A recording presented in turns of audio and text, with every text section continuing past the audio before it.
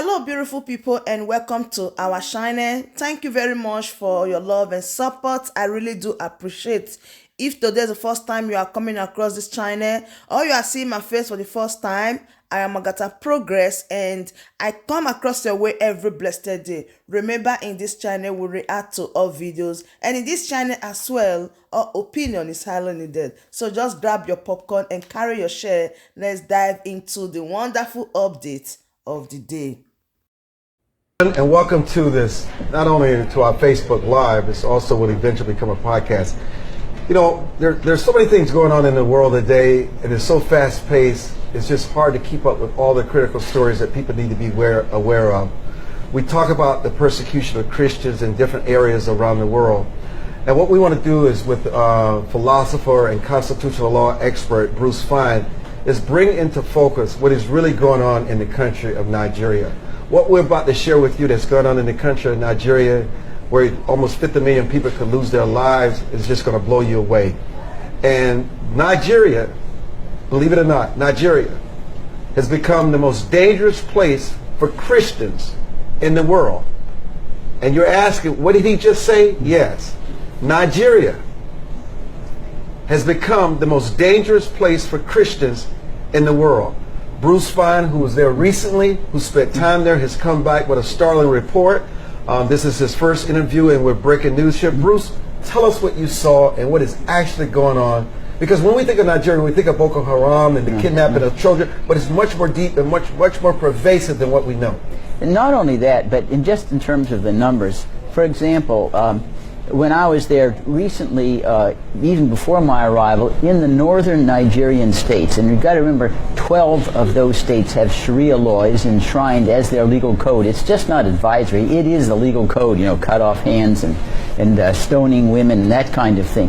But in these 12 northern states, there was a youth group. It gave a quit order to 11 million Biafrans who reside and have businesses there, saying, if you don't leave your home and business by October 1, we will destroy you.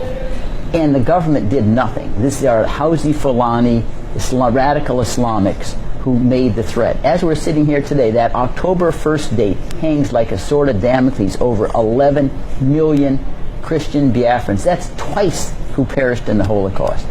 Moreover, in the southeast, where the Biafrans predominate numerically, the Housi Fulani are killing children in churches.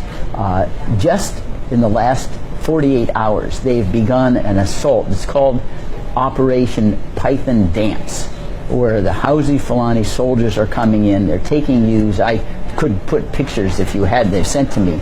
They've shot them. They're lying down dead in the water in industrial scale.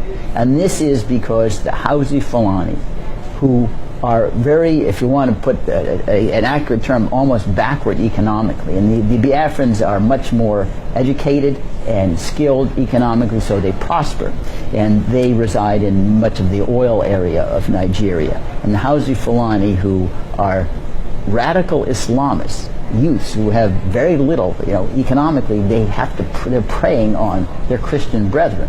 And the government is doing nothing. In fact, it's participating with the military. Are you telling me that the president of Nigeria has become a sympathizer to this, where you actually can go into religious gatherings, churches, and you can just kidnap and kill innocent people? With impunity. With impunity, and they say and do nothing? They do not. For example, I mean, I am a lawyer. I'm suing 16 members of the armed forces. We can't sue President Buhari because he's got immunity, because they have gone in and slaughtered and killed Christian Igbos. It's a pending lawsuit in the U.S. District Court in the District of Columbia, and there's no sanctions. There's no punishment for any of these members of the armed forces. Boko Haram is tiny compared. You're talking about hundreds. We're talking about millions here. Forget about the government. Why is there not an outcry from the people in the community?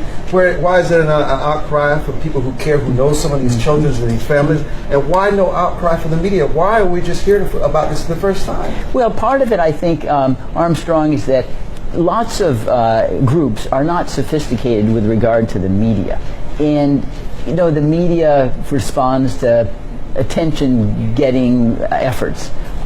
And when you have basically a boycott, and you can guarantee if you're a reporter, you're not going into Enugu, that's the capital basically of Biafra, because it's difficult to get there, and so they don't cover it. And in part, too, I think President Buhari had done a good snow job. He came here about a year ago during the Obama administration. He spoke at the Peace Institute of all places while he's conducting war against his own people. And it's, and you're right, the idea is, well, he's fighting Boko Haram, so we'll kind of squint at all the other things that he's doing. We sell him arms, and from time to time, Nigeria has oil. We have to keep them, like Saudi Arabia, in our good graces to get the oil flowing, and it's a total marginalization of a whole staggering number of people simply because it doesn't follow into the real politique of the time. How many people have died? Well, tens of thousands, and it's hard to keep the numbers there. I mean, if you just look at the row on row of these youths, bloody, dead. You actually saw?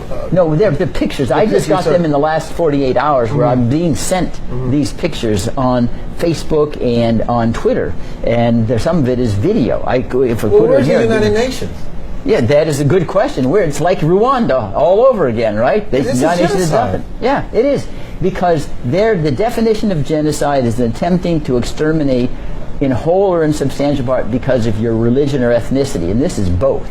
It's their Christian religion, their ethnicity is Igbos. They want to destroy them, plunder all of their property. And you'd figure, well, where's the United Nations? Where's the High Commissioner on Refugees and on Human Rights? Right now, he is, at least he's deploring Burma's expulsion of and I don't want to exonerate them, of Muslims into Bangladesh, and this is on a scale that makes Bangladesh Muslims in a tea party. But you're making President Buhari of Nigeria, you're describing someone who is as if worse than ISIS.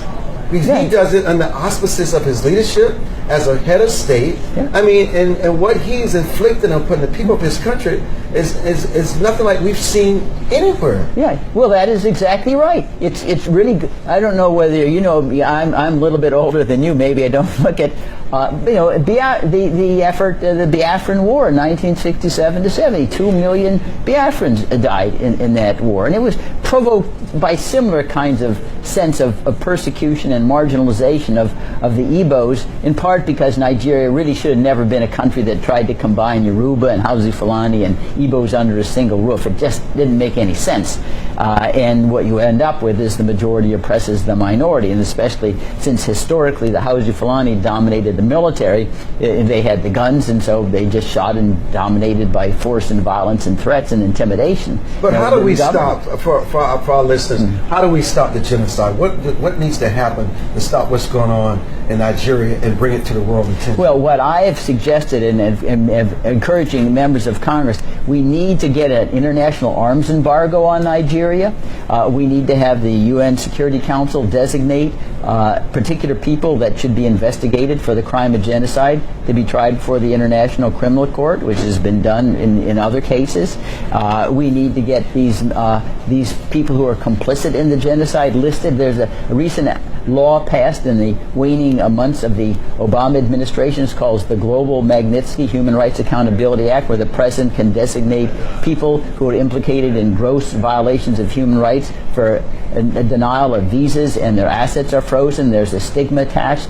So those are the efforts that your constituents can recommend to their legislators in Congress and the United States Senate, and writing President Trump directly. Because remember, it was President Trump, and especially Vice President Mike Pence, he attended a world summit on persecution of Christians globally in Mayflower Hotel here in Washington, D.C. in last May, and where he made all these statements that President Trump is going to stand up and against these radical Islamist terrorists who are slaughtering Christians. Well, here's a chance to do so on the strongest scale that's imaginable. And one thing that worries me, Armstrong, among others, aside from the sadness and the compassion you have for these families and people being killed and their lives being destroyed, is if Buhari can get away with this with impunity, what signals does that send to all these other Muslim-dominated radical countries in the Middle East? don't have any price to pay. You know, with all the focus on North Korea and its bloody dictator, I mean, this guy also compares in comparison Yeah. to what's going on in Nigeria. Let me ask you this. Is there a tinge of racism to this? The fact that Nigeria would be seen as a country of Africans. If this were a country where the Buhari was, let's say, a colonialist or a white head of state, would this be a different issue? Do they lessen the value of these lives and the importance of this matter because it's an African dictator? Well, I think the answer is yes, as crass as that may seem. Well, it's just Africans killing each other, so who Like really cares Rwanda about it? and Ethiopia. Yeah, or Yeah. Zimbabwe, Zimbabwe, Mugabe, yeah, it doesn't really matter. You know, human rights are only for white folks. And I think that is a commentary on the whole, you know, the racism is still a very, very prominent element and influence, certainly, in international affairs. Because otherwise, in terms of the scale of what's going on there, say, this is not a tiny 50 million. That's a huge number. That's Right. probably larger than 3/4 of all the nations who are members of the United Nations. Bruce Fine, thank you for this critical update. I'm Armstrong Williams, constitutional lawyer. Bruce Fine. We'll be hearing more about this as in the future, and I'm sure this has become your obsession. You want to make sure that the world knows about this before another child has. Yeah, it gets on the agenda. Absolutely, Armstrong. It's critical. I'm Armstrong Williams. Thank you for joining us.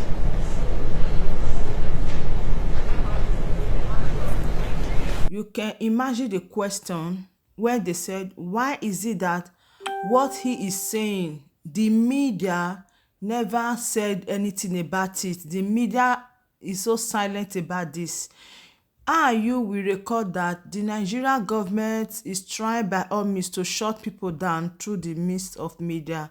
They don't want anybody to talk. They don't want to come out to say anything, to expose anything about the Nigerian government. And aside that, you know that the media that they have in Nigeria, like the China television that can carry this thing and the whole world will see it, they will never bring out this type of things. Never.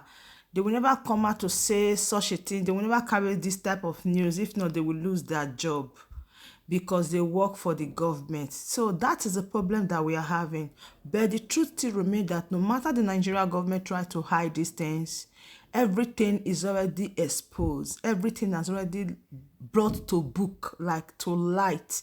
The lights have overcome the darkness. So there is no hiding place this time around. His Excellency Mazi Nnamdi Kanu will make the Nigerian government have a U-turn of all their atrocity. So my wonderful family, that brings us to the end of this wonderful update. I still remain your one and only AGATHA Progress, reporting this news to you and enlightening the world of all that is taking place in the country called Nigeria. Thank you once again, and I see you when I see you. Till then, remain blessed. Bye.